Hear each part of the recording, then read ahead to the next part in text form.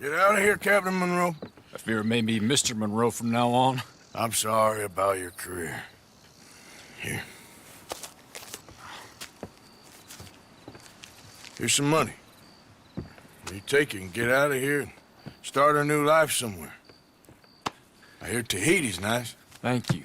Just hop on a train to Saint Denis, jump on a boat, but avoid Guam. Where? Forget about it. Meet me at the reservation. Morgan! Are you okay? Oh, never better. What are you doing here? Well, I'm on my way down to Mexico. They're finally sending me on a mission. Brother Dorkins is very jealous.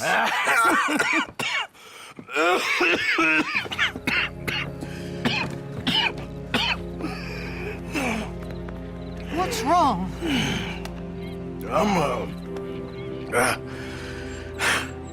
I'm dying, sister. Okay.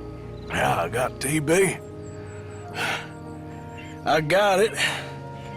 Beating a man to death for a few bucks. I've lived a bad life, sister. We've all lived bad lives, Mr. Morgan. We all sin. But I know you. You don't know me. Forgive me, but that's the problem. You don't know you. What do you mean? I don't know, but whenever we happen to meet, you're always helping people and smiling. I had a son.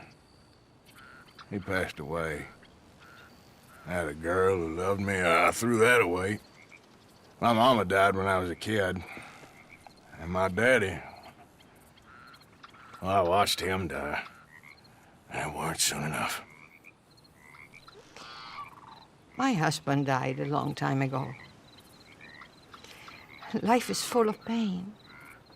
But there is also love and beauty. What am I gonna do now? Be grateful that for the first time, you see your life clearly. Sure. Perhaps you could help somebody. Helping makes you really happy. But I still don't believe in nothing. Often, neither do I. Huh? But then I meet someone like you, and everything makes sense. You're too smart for me, sister. I guess I'm afraid. There is nothing to be afraid of, Mr. Morgan. Take a gamble that love exists and do a loving act. All aboard! I shall try. I know you will. Goodbye, goodbye, Mr. Morgan. Goodbye. Sister?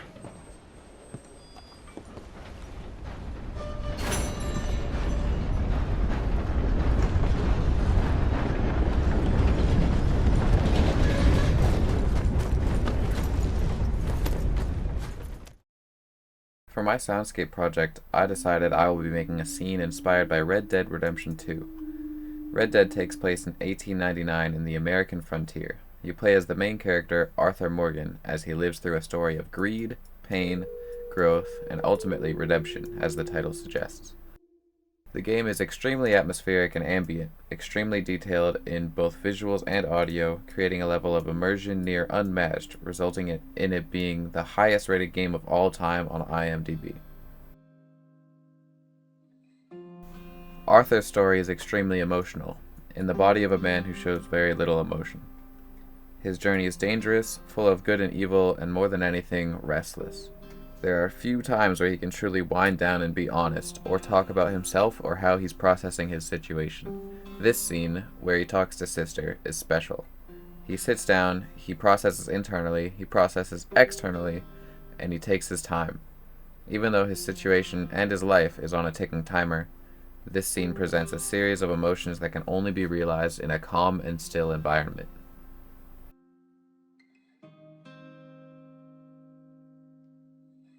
The scene opens up with Arthur escorting an ex-officer to a train station to flee the country.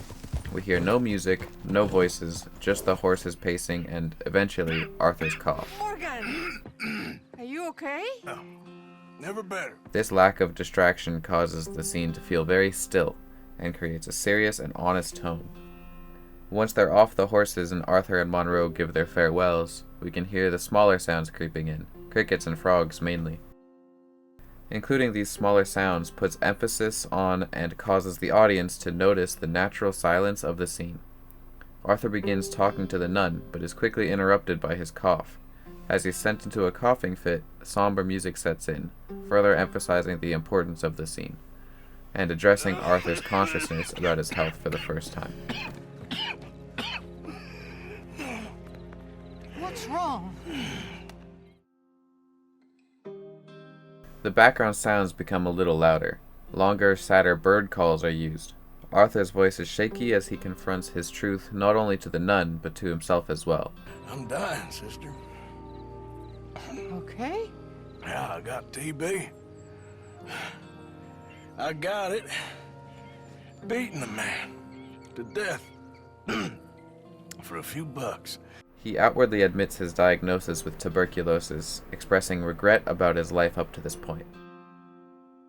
Right as the nun begins to give Arthur guidance about his regret and his life going forward, the somber music fades away. The long bird calls leave, and we hear the crickets and frogs again. These elements are used to emphasize the turning point in the conversation. The mood of the scene becomes a lot less gloomy and much more calm.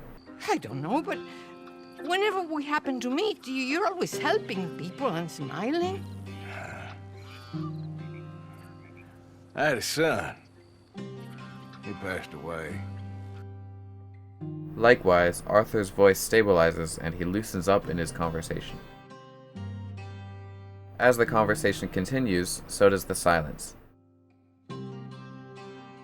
The uneasy music does not return, and the natural sounds of the wilderness becomes more and more prominent.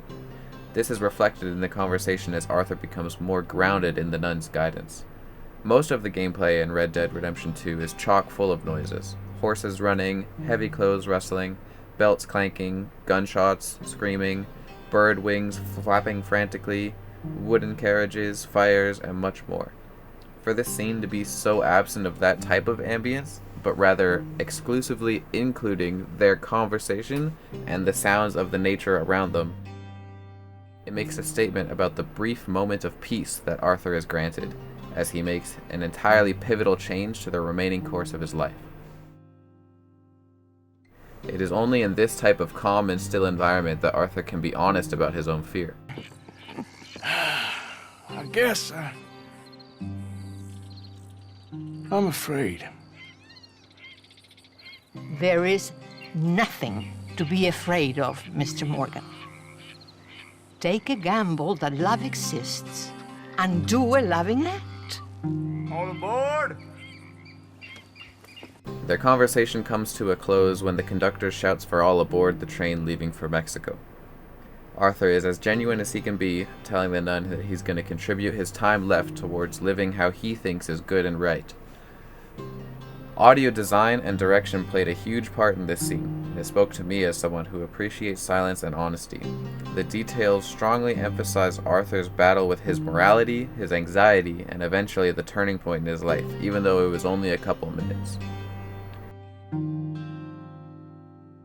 For my project, my goal is to create a scene that is a bit more short form, where the protagonist stacks selfish and wrongful deeds to the point of needing an intervention. He will confront himself in a way that brings out remorse and orientate his decisions going forward. I wish to use elements like music fading in sync with the character's emotional stability, natural background noises, and the lack of noisy distractions, and changing his travel pace to physically represent a tone shift in his consciousness.